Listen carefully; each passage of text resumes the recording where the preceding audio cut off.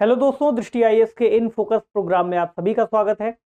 हम सभी लोग जानते हैं कि शिक्षा किसी भी व्यक्ति के या फिर किसी भी मनुष्य के जीवन में सर्वांगीण विकास के लिए बहुत ही महत्वपूर्ण होती है। जब व्यक्ति मनुष्य के रूप में अपने जीवन को सार्थक तरीके से समझ पाएगा और एक शिक्षित व्यक्ति के रूप में वह अपने जीवन को आगे बढ़ाएगा, तभी किसी भी समाज का कल्याण हो सकेगा जिससे वह जुड़ा हुआ है।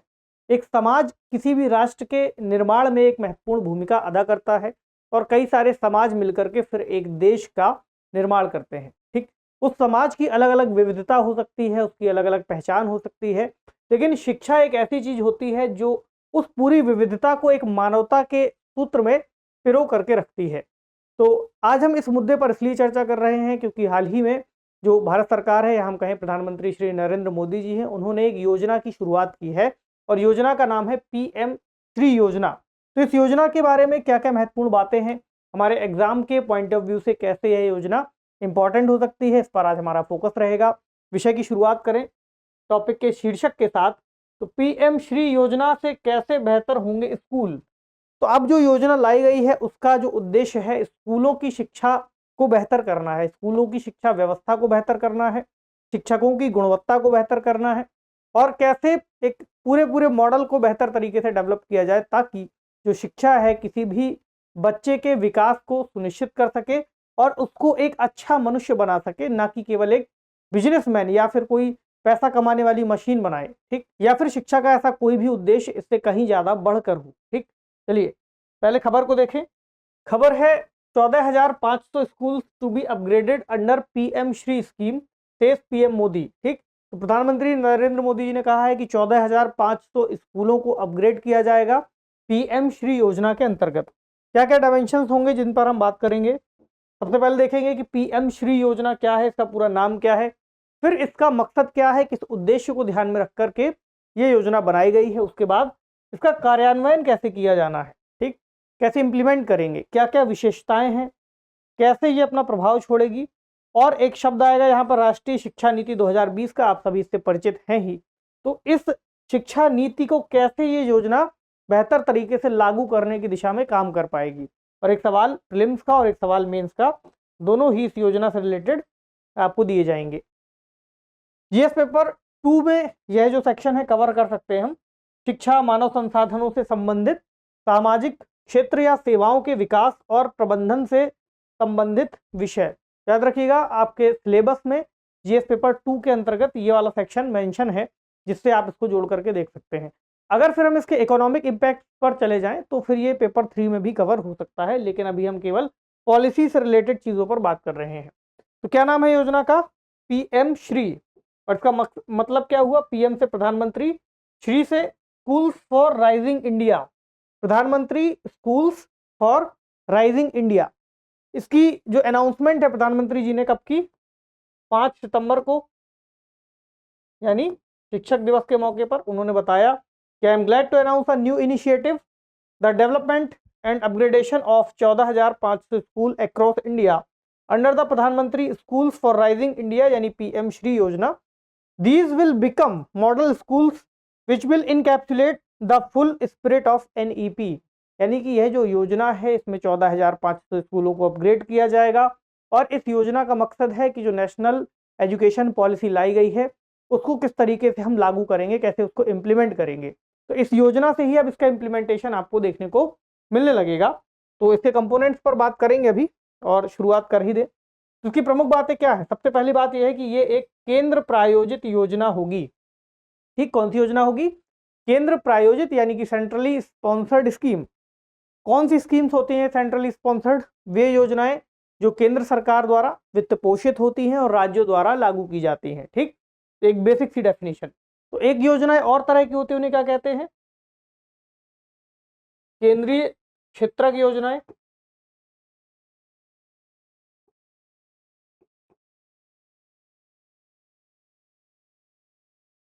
ठीक, सेंट्रल सेक्टर स्कीम्स, ये कौन सी योजनाएं होती हैं, ऐसी योजनाएं जो पूरी तरह से केंद्र द्वारा ही बनाई गई हों, केंद्र द्वारा ही वित्त पोषित हों और केंद्र की मशीनरी द्वारा ही लागू की जाए। वो कौन सी होती हैं, केंद्रीय क्षेत्र योजनाएं या केंद्रीय क्षेत्र की योजनाएं।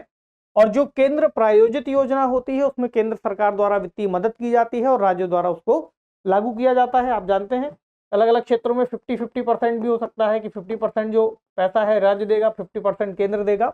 राज्यों के हिसाब से अलग अलग हो सकता है, 70-30 भी हो सकता है, ठीक। और कुछ पूर्वोत्तर या पहाड़ी राज्यों में 90-10 का रेशियो भी हो सकता है। तो केंद्र प्रायोजित योजना है, ये बात आपको समझ में आ गई। अब मकसद कुछ देखें, शिक्षा प्रदान करने का एक आधुनिक, परिवर्तनकारी और समग्र तरीका विकसित करने के लिए इसको लाया गया है। जो शब्द इस योजना के अंतर्गत लिखे गए हैं उनको ही हमने बताया है। खोज उन्मुख और शिक्षण केंद्रित, यानी जहां पर सीखने पर जोर दिया जाए ताकि चीजों को रटाया जाए। नवीनतम तकनीकों का इस्तेमाल किया जाएगा, स्मार्ट क्लासेस होंगी, खेल सहित आधुनिक इंफ्रास्ट्रक्चर जो डिजाइन है, जो सुविधाएं हैं, उनको जोड़ा जाएगा, ठीक। अब इसके उद्देश्यों पर बात करें, क्या मकसद है इसको लाने का। सबसे पहला मकसद और सबसे प्रमुख मकसद है राष्ट्रीय शिक्षा नीति 2020 की जो है उसके उद्देश्यों को लागू करना। क्योंकि राष्ट्रीय शिक्षा नीति अब कैसे लागू करेंगे, धीरे धीरे ही इस तरीके से परिवर्तन आता जाएगा और जो बाकी के स्कूल हैं उसको अडॉप्ट करते जाएंगे। गुणात्मक शिक्षण, यानी कि केवल संख्या के बल पर ही ना हम बच्चों को जोड़ते चले जाएं कि एक संख्या पूरा का पूरा एक बैच निकल गया, कई सारे बच्चे 10th पास आउट हो गए, 12th पास आउट हो गए, लेकिन जो उनको शिक्षा मिली वो इस तरह से नहीं मिल सकी कि वे किसी रोजगार में जुड़ सके या कोई अपना नया कार्यक्रम शुरू कर सके या आगे की पढ़ाई के लिए ही सक्षम हो सके। इसलिए गुणात्मक शिक्षण पर जोर है, सीखने पर जोर है और संज्ञानात्मक विकास, कॉग्निटिव जो डेवलपमेंट है, चीजों को समझ कैसे, मान लीजिए किसी बच्चे को कोई बात पढ़ाई जा सकती है, पढ़ाने के कई तरीके हो सकते हैं कि जो लिखा हुआ है तथ्य सारे लिख करके उसको रटाना शुरू कर दिया जाए। वही दूसरा तरीका हो सकता है कि उसको उन चीज़ों को समझाया जाए, उन चीज़ों को दिखाया जाए। तो आप जानते हैं कि हम लोगों ने उन चीज़ों को कैसे पढ़ा है। कई बार जो पढ़ाने के तरीके होते हैं उसमें तारीखों को याद करने वाली पद्धति को सिखाया जाता है, लेकिन तारीखों को याद करने की पद्धति से हटाकर अगर किसी बच्चे को उस पूरी कहानी को बताया जाए तब फिर जो तारीखें हैं वो उसमें आएंगी जरूर, लेकिन बच्चे को रटनी नहीं होंगी। उस कहानी के हिसाब से वो समझ जाएगा कि किस कैरेक्टर के बाद किस कैरेक्टर की एंट्री होती है और किसने किसके साथ किस तरह की युद्ध लड़े। तो चीज़ों को रटना हर समय ही सही काम नहीं होगा, इसलिए उसी को बदलने की प्रक्रिया के लिए इसको शुरू किया जा रहा है। इसके अलावा 21वीं सदी के प्रमुख कौशल से युक्त व्यक्तियों का निर्माण करना और भारत को एक जीवंत ज्ञानवान समाज बनाना, ये इसके मकसद हैं। इसके अलावा इसके इम्प्लीमेंटेशन पर बात करें तो राष्ट्रीय शिक्षा नीति के जितने घटक बताए गए हैं उनका प्रदर्शन इसके अंतर्गत किया जाएगा। सभी घटकों को एक तरीके से लागू करने का प्रयास इसमें दिखता है। केंद्र, राज्य और केंद्र शासित प्रदेश या फिर स्थानीय निकायों द्वारा जो भी स्कूल संचालित किए जा रहे हैं उनमें से ही कुछ स्कूलों को छांट करके अपग्रेड किया जाएगा। हमने बात की 14,500 स्कूलों की, तो 14,500 स्कूल अलग से नहीं बनाए जाएंगे। जो स्कूल मौजूद हैं उनको ही अपग्रेड करेंगे और उनको अपग्रेड करने के बाद उन्हीं स्कूलों को बाकी स्कूलों के लिए मॉडल के रूप में इस्तेमाल करेंगे। उन्हीं स्कूलों से बाकी स्कूलों को प्रेरणा मिलेगी कि किस तरीके से ज्ञान को, कौशल को आगे पहुंचाना है। यानी अनुकरणीय स्कूलों के रूप में भी कार्य करेंगे और आसपास के जो स्कूल हैं उनको मेंटरशिप भी प्रदान करेंगे, तो वो स्कूल भी सीखेंगे। क्योंकि एक बार में देश के अंतर्गत इतने सारे स्कूल हैं तो एक साथ नहीं जोड़ा जा सकता, सभी को एक साथ उन्नत नहीं किया जा सकता, इसलिए धीरे धीरे फिर ये स्कूल डेवलप होंगे। कार्यान्वयन में ही एक तरीका आएगा कि शिक्षा कैसे प्रोवाइड की जाएगी, शिक्षा का एक तरीका, यानी इसमें चूंकि बेसिक जानकारी हमारे पास आई है कि क्या क्या चीज़ें किस तरीके से की जाएंगी, आगे चलकर जब इनका इम्प्लीमेंटेशन होगा तब चीज़ें और खुल करके पता चलेंगी। तो एक अनुभवात्मक, समग्र और एकीकृत दृष्टिकोण को अपनाया जाएगा, यानी बच्चों को खेल खिलौनों के जरिए सिखाया जाए। अब सिखाने के लिए वही बात अभी हमने की कि रटाया जा सकता है और वहीं बच्चे को खिलौने दे करके सिखाया जा सकता है, उससे सवाल पूछे जा सकते हैं, ठीक। जब सवाल पूछे जाएंगे तो बच्चे का दिमाग और ज़्यादा उन प्रक्रिया में इन्वॉल्व होगा, वो सीखने की और ज़्यादा कोशिश करेगा। जब उसको जवाब नहीं आएगा तो दोबारा और ध्यान से चीज़ों को सुनेगा, ठीक। इसके अलावा पूछताछ संचालित, खोज उन्मुख और इससे शैक्षणिक जो परिणाम हैं उनमें भी सुधार होना तय बात है और सुधार हो सकेगा। इनका कार्यान्वयन इसी तरह से किया जाता है। विशेषताओं की बात करें, क्या क्या विशेषता होने वाली है, तो लेबोरेटरीज जोड़ी जाएंगी, स्मार्ट क्लासरूम जहां पर डिजिटल बोर्ड भी हो सकते हैं, पुस्तकालय, लाइब्रेरीज, ठीक, खेलने के लिए जो उपकरण हैं, ठीक, कला से रिलेटेड कक्ष आधुनिक बुनियादी ढांचे से लेस होगा पूरा इंफ्रास्ट्रक्चर, तो उसको बहुत अच्छे तरीके से विकसित किया जाएगा, ताकि अगर मान लीजिए मानचित्र से संबंधित कोई भी जानकारी देनी है तो केवल बता करके ना दी जाए, उस स्थान को दिखा करके, जैसे हम लोग यहाँ पर इस्तेमाल कर रहे होते हैं, यहाँ पर ग्लोब का इस्तेमाल किया जा सकता है, तो ये कह सकते हैं कि स्मार्ट तरीके हैं पढ़ाने के। उन्हीं चीज़ों को उन बच्चों से जोड़ना, क्योंकि अभी ऐसा देखा जाता है कि जो तकनीकें हैं वो बहुत महंगी हैं, कई सारे स्कूल्स में नहीं है, तो सरकार का प्रयास जब उसको उससे जोड़ने का होगा तभी फिर वो तकनीक या फिर वो सुविधाएं बच्चों तक पहुंच सकेंगी, खासकर वो बच्चे जो महंगे स्कूलों को अफोर्ड नहीं कर सकते, उनके माता पिता अफोर्ड नहीं कर सकते। इसमें जो विशेषताएं हैं उसमें ये विशेषताएं भी महत्वपूर्ण हैं, इनको जरूर देखिए। इसमें जल संरक्षण को शामिल करना, अपशिष्ट पुनर्चक्रण यानी जो वेस्टेज है उसको कैसे हम रिसाइकल करें, ऊर्जा का कुशल बुनियादी ढांचा यानी जो एनर्जी से रिलेटेड इंफ्रास्ट्रक्चर है, इसको ग्रीन स्कूल्स की बात की गई है उसके रूप में इनका डेवलपमेंट, और पाठ्यक्रम में जैविक जीवन शैली का समावेश। अब ये जो पॉइंट्स हैं इनको मैं स्टार मार्क कर रहा हूं, क्योंकि ये जो चीज़ें हैं ये भारतीयकरण की ओर इशारा करती हैं। अभी जब हम एजुकेशन पॉलिसी के कुछ प्रमुख बिंदुओं को देखेंगे तो आपको वहां पर लिखा मिलेगा कि भारतीयकरण, शिक्षा का भारतीयकरण करना, ठीक। और प्रधानमंत्री जी ने अभी लाल किले से जब भाषण दिया था तब भी उन्होंने इस बारे में क्या कहा था कि अब हम देशी चीज़ों को बढ़ावा देंगे, यानी ऐसी चीज़ों को बढ़ावा देंगे जो हमारे देश के लिए ज़्यादा उपयोगी हो, ठीक। तो उन चीज़ों को भी यहाँ दिखाई देती हैं वो चीज़ें, और जो नई शिक्षा नीति है उसमें भी वो चीज़ें लिखी हुई है, यानी हम जो बच्चों को शिक्षा दें वो भारतीय संस्कृति से संबंधित हो। तो ये जो चीज़ें हैं ये भारतीय संस्कृति के मूल में ही है, और हम लोग शुरू से ही प्रकृति प्रेमी और पर्यावरण के प्रति जागरूक लोगों के रूप में जाने जाते हैं, ठीक। ये चीज़ें हैं। अब इसके प्रभाव की बात करें, प्रभाव क्या होंगे, तो हर कक्षा में सीखने के परिणामों में दक्षता हासिल करने पर ध्यान दिया जाएगा, सभी स्तरों पर मूल्यांकन किया जाएगा, और वास्तविक जीवन स्थितियों के लिए वैचारिक समझ डेवलप की जाएगी, न केवल किताबी जीवन से जोड़ने की बात, यानी कि आप जब जो ज्ञान आपको दिया गया है वो रियल लाइफ में कैसे इंप्लीमेंट करेंगे। आपने कार चलाना केवल किताब से तो सीख लिया, लेकिन वास्तविक जीवन में जब तक कार नहीं मिली तब तक कैसे चला पाएंगे। तो वास्तविक जीवन में कैसे उसका उपयोग करना है, इस दिशा में प्रयास किया जाएगा कि बच्चे उन चीज़ों को सीखें। इसके अलावा जो ज्ञान है, जो नॉलेज है, वो एप्लीकेशंस पर आधारित होगा और योग्यता पर आधारित होगा, ठीक। ये कुछ प्रमुख बातें हैं। अब देखें राष्ट्रीय शिक्षा नीति 2020 के प्रमुख बिंदुओं के बारे में, फिर हम ये जो नीति लाई गई है इसको राष्ट्रीय शिक्षा नीति से जोड़ करके देख पाएंगे, और वही बिंदु आपको यहाँ पर भी दिखाई देंगे जो इन नीतियों में अभी हमने डिस्कस किया। तो राष्ट्रीय शिक्षा नीति 2020 जो कि लाई गई थी 1986 की शिक्षा नीति के, ठीक है। तो इसका विजन क्या है, इसका विजन यह है कि भारतीय मूल्यों को विकसित करना और इससे जुड़ी शिक्षा प्रणाली का विकास करना, भारतीय मूल्यों से निर्मित होने वाली शिक्षा प्रणाली का विकास करना, जो सभी को उच्चतर गुणवत्ता से युक्त शिक्षा को उपलब्ध कराए, जो लोग हैं भारत के अंतर्गत उनको जो संविधान है संविधान के मूल्यों से जोड़े, बेहतर नागरिक बनाए, ठीक।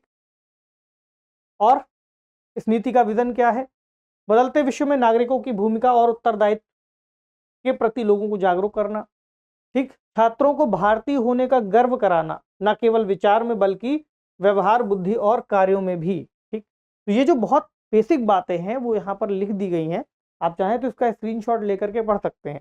अब हम इसके प्रमुख घटकों की बात करेंगे।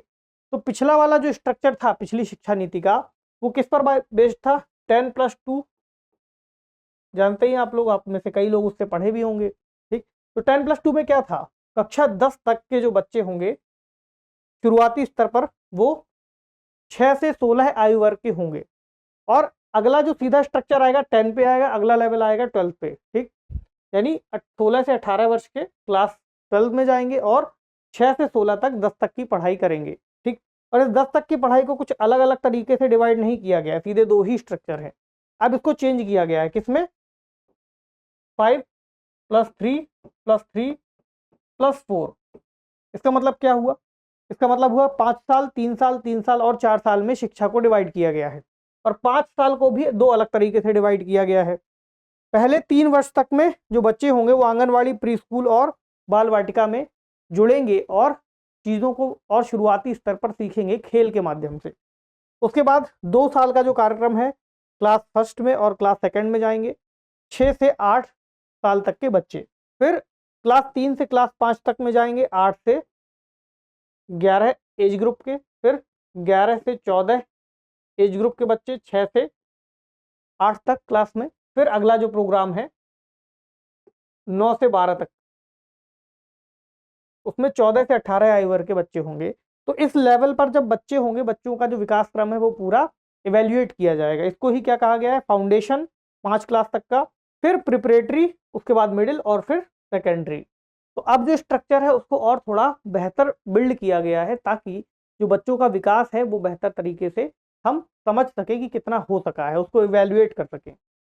घटकों को देखें तो पहला वाला कहता है हर बच्चे की विशिष्ट क्षमताओं की स्वीकृति, पहचान और उनके विकास के लिए प्रयास करना। ठीक, कि वो किस तरीके से चीज़ों को अपनाना चाहता है, हम उसको देखें, ना कि उसके ऊपर चीज़ों को थोप दें। उसके अलावा बुनियादी साक्षरता और संख्या ज्ञान को सर्वाधिक प्राथमिकता देना, कि ताकि उसको मूलभूत कौशल, मूलभूत ज्ञान मिल सके कि लिखा क्या है, संख्याएं कैसे लिखी जाती हैं, जो अक्षर लिखे हैं उनको कैसे पढ़ना है। इसके अलावा लचीलापन, ताकि शिक्षार्थियों में उनके सीखने के तौर तरीके और कार्यक्रमों को चुनने की क्षमता विकसित हो सके। इसके अलावा सभी ज्ञान की एकता और अखंडता को सुनिश्चित करने के लिए एक बहुविषयक दुनिया के लिए विज्ञान, सामाजिक विज्ञान, कला, मानविकी और खेल के बीच एक बहुविषयक और समग्र शिक्षा का विकास, अवधारणाओं को समझने के लिए बच्चों को विकसित करना, रचनात्मकता, तार्किक सोच, नैतिकता, मानवीय और संवैधानिक मूल्य, इनको भी जोड़ना, ताकि बच्चे सहानुभूति, दूसरों के प्रति सम्मान, स्वच्छता, ठीक, शिष्टाचार, लोकतांत्रिक भावना, सेवा की भावना आदि जैसी चीज़ों से जुड़ सके। मतलब बेसिक चीज़ें जो आपको यहाँ दिखाई देंगी उनसे ही जोड़ करके उस योजना को लाया गया है। बहुभाषिकता, जीवन कौशल, इसके अलावा सभी शैक्षिक निर्णयों की आधारशिला के रूप में पूर्ण समता और समावेशन, शिक्षकों और संकाय को सीखने की प्रक्रिया का केंद्र मानना, यानी शिक्षक को इस बारे में जागरूक करना और शिक्षक को इस तरीके से ट्रेंड करना कि वो बच्चों को बेहतर तरीके से सिखा सके, और ये मान करके चलना कि शिक्षक की भूमिका वहाँ पर केंद्रीय होने वाली है। इसके अलावा बाकी की चीज़ें दी हुई हैं, आप चाहें स्क्रीनशॉट ले लीजिए। आगे बढ़ें। अगला है भारतीय जड़ों और गौरव से बंधे रहना। ये भी बहुत महत्वपूर्ण बात है, जो हमने अभी पीछे डिस्कस की थी कि उसमें जो मूल्य जोड़े गए हैं वो इससे भी जुड़ते हैं। जहाँ प्रासंगिक लगे वहाँ भारत की समृद्ध और विविध प्राचीन और आधुनिक संस्कृति और ज्ञान प्रणालियों और परंपराओं को शामिल करना और उससे प्रेरणा लेना। इसके अलावा शिक्षा को सार्वजनिक सेवा के रूप में देखना और एक मजबूत जीवंत सार्वजनिक शिक्षा प्रणाली में पर्याप्त निवेश करना। इस पूरी प्रक्रिया को आपको जोड़ करके दिखाता है कि कैसे जो नई शिक्षा नीति है उसके अंतर्गत उस योजना को लाया गया है। आगे फिर कैसे उसका कार्यान्वयन होगा, उसके बाद कार्यान्वयन में क्या चुनौतियां आती हैं, कैसे सरकार उससे निपटती है और कितना उसका लाभ मिलता है, ये हमें बाद में देखने को मिलेगा। अभी इस योजना से संबंधित अगर कोई सवाल पूछा जा सकता है उस पर हम चर्चा कर लेते हैं। निम्नलिखित कथनों पर विचार कीजिए। पहला स्टेटमेंट, राष्ट्रीय शिक्षा नीति 1986 को 1992 में संशोधित किया गया था। दूसरा, पीएम श्री योजना एक केंद्रीय क्षेत्र की योजना है, ध्यान दीजिएगा, केंद्रीय क्षेत्र की योजना है जिसका उद्देश्य राष्ट्रीय शिक्षा नीति 2020 के उद्देश्यों को पूरा करना है। उपरोक्त में से कौन सा या कौन से कथन सही है? केवल एक, केवल दो, एक और दो, दोनों, या तो फिर ना तो एक ना ही दो, यानी उपरोक्त में से कोई नहीं। इसका सही जवाब आपको कमेंट सेक्शन में देना है। मेंस का सवाल जो लिखना चाहते हैं वो नोट कर लीजिए। पीएम श्री योजना क्या है, इसके उद्देश्यों को स्पष्ट करते हुए इसके प्रभावों पर चर्चा कीजिए। चाहे तो 250 शब्दों में इसको लिखने का प्रयास कर सकते हैं। तो आपसे मिलेंगे अगले सेशन में। उम्मीद है आपने आज के सेशन में कुछ सीखा होगा। शुक्रिया।